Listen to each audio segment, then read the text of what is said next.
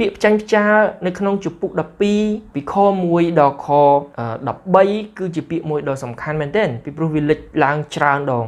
ហើយបើនៅក្នុងព្រះគម្ពីរភាសាអង់គ្លេសយើងឃើញគេប្រើពាក្យថា discipline ឬក៏យើងអាចបកប្រែជាភាសាខ្មែរថាវិន័យគឺឲ្យអ្នកជឿមានវិន័យត្រូវទទួលវិន័យក្នុងការបន្តក្នុងសេចក្តីជំនឿនេះជាការដែលអ្នកនិពន្ធសរសេរឡើងនៅក្នុងជំពូក12ខ1ដល់ខ13គឺសំខាន់ជាងគេគឺការទទួលវិន័យឬក៏ទទួលសេចក្តីផ្ចាញ់ផ្ចាលមកពីព្រះបើអត់វិន័យទេគឺអត់សណ្ដាប់ធ្នាប់ឲ្យយើងចាំទាំងអស់គ្នាថាដើម្បីបន្តទៅមុខទៀតឲ្យមើលគំរូនៃស្មូតបន្តនៅវងធំហើយប្រព្រឹត្តទៅរស់នៅទៅដោយមានវិន័យបាទឥឡូវនេះយើងចូលមកមើលខ14ដល់ខ15ជាការដែលត្រូវធ្វើdo បាទក្នុងការដែលមនុស្សយើងត្រូវទទួលវិន័យពីព្រះនោះក៏ត្រូវដេញតាមសេចក្តីមេត្រីគឺបង្កើតសន្តិភាពទំនាក់ទំនងល្អជាមួយមនុស្សជុំវិញខ្លួនចូលដេញតាមសេចក្តីមេត្រីចំពោះមនុស្សទាំងអស់ចុះហើយឲ្យបានញែកជាបរិសុទ្ធដែរបើអ្នកណាគ្មានសេចក្តីបរិសុទ្ធ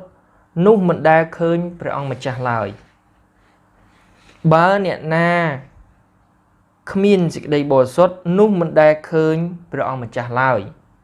តើសេចក្តីបរិសុទ្ធគឺជាអ្វីសេចក្តីបរិសុទ្ធនៅខ14នេះហើយធ្វើម៉េចដើម្បីឲ្យបានញែកជាបរិសុទ្ធតើបងប្អូនកលេចទៅមើលខ10វិញខ10ឲ្យចម្លើយពាក្យកដាខ10បងប្អូនចំណែកព្រះដែលទ្រង់វាយផ្ចាល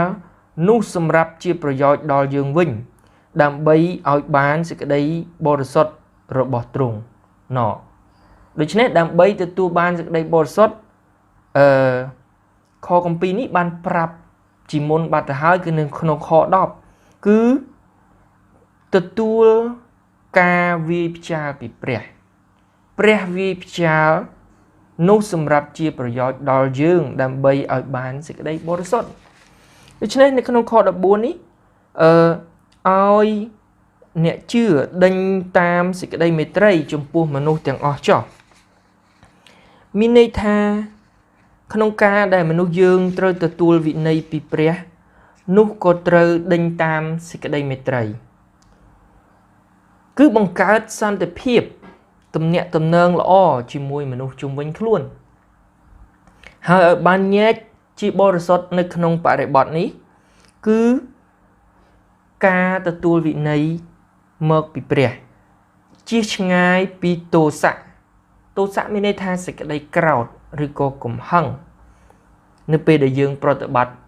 វិន័យរបស់ព្រះពេលដែលយើងប្រតិបត្តិវិន័យរបស់ព្រះដោយសេចក្តីកំហឹងនោះគឺមិនមែនជាការណែនាំពីព្រះគម្ពីរទេតែឲ្យប្រតិបត្តិ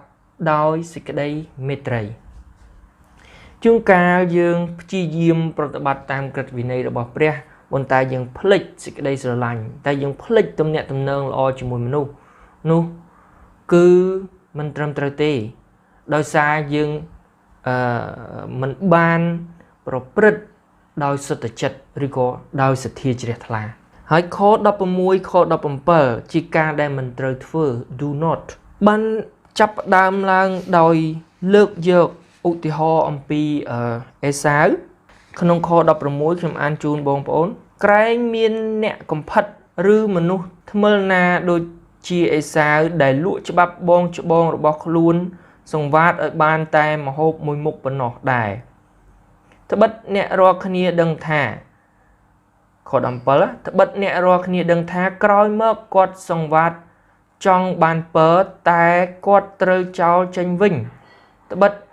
ទោះបើគាត់ខំស្វែងរកទាំងស្រក់ទឹកភ្នែកក៏ដោយគង់តែរកផ្លូវប្រែចិត្តមិនឃើញទេបាទដូច្នេះជាការដែលមិនគួរធ្វើឬក៏ do not នៅក្នុងខ16 17នេះអ្នកនិពន្ធបានលើកយកឧទាហរណ៍អំពីអេសាវដែលគាត់អត់បានរក្សាគុណតម្លៃរបស់ខ្លួនគាត់នៅគ្រានោះគឺគាត់អត់បានរក្សាគុណតម្លៃហើយគាត់បានលួចច្បាប់បងច្បងរបស់ខ្លួន ជាមួយនឹងមហូបតែមួយមុខគាត់មិនបានរក្សាវិន័យជាប់ខ្លួនហើយធ្វើរឿងដែលមិនគួរធ្វើ